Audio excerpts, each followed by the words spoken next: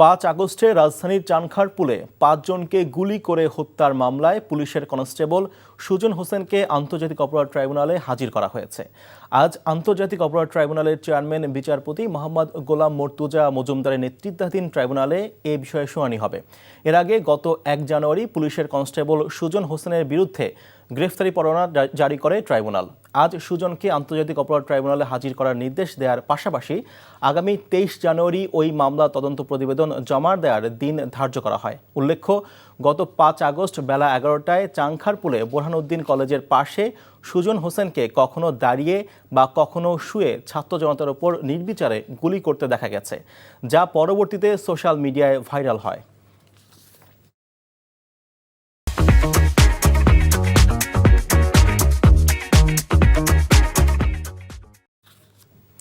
এই মুহূর্তে অপরাধ ট্রাইব্যুনালে আছেন সহকর্মী হাসান জাবেদ, যাচ্ছি তার কাছে। জাবেদ, অভিযুক্ত হাসান এখন কোথায়? তাকে কি ট্রাইব্যুনালে হাজির করা হয়েছে?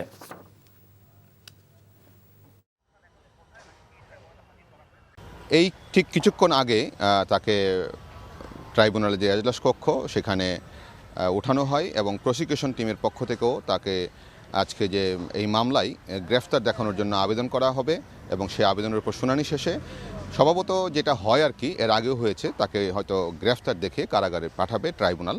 বিচারপতি গোলাম মর্তুজা মজুমদারের নেতৃত্বাধীন 3 সদস্যের যে ট্রাইব্যুনাল তারা আজকে এই অর্ডার দিবেন শুনানি শেষে।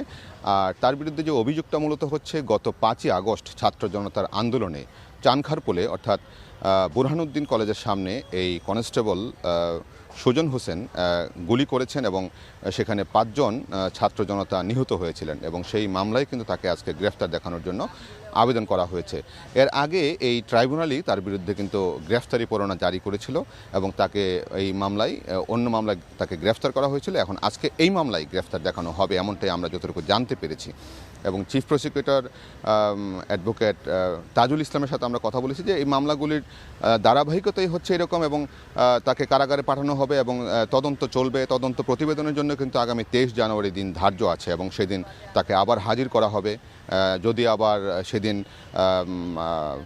তদন্ত সংস্থা যদি আবার তদন্ত প্রতিবেদন দেওয়ার জন্য সময় চায়, সেক্ষেত্রে হয়তো সময় চাইতে পারে, সেক্ষেত্রে তাকে আবার কারাগারে নেওয়া হবে। এই প্রসিডিংস চলবে এবং তদন্ত শেষ হওয়ার পরে কিন্তু অভিযোগ আমলে নেওয়ার বিষয় থাকবে, তারপর অভিযোগ গঠনের বিষয় থাকবে এবং সর্বশেষ যেটা হবে যুক্তিতর্ক শুনানি হবে, পাল্টা যুক্তিতর্ক হবে, তারপরে রায়ের জন্য দিন যাবে। একটা প্রসিডিওর এইভাবে চলে। তো আজকে সুজন হালদারের মামলা আসলে জাস্ট প্রথম দিন আনা হয়েছে এবং তাকে এখন এজলাস কক্ষে নেওয়া হয়েছে এবং দেখা যাক নিশ্চয়ই ট্রাইব্যুনাল শুনানি শেষে একটি আদেশ দিবে।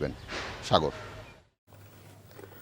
ট্রাইব্যুনাল থেকে জানছিলাম 5 আগস্ট চানখারপুলে গুলি করে 5 জনকে হত্যায় অভিযুক্ত কনস্টেবল সুজনের মামলার কার্যক্রম।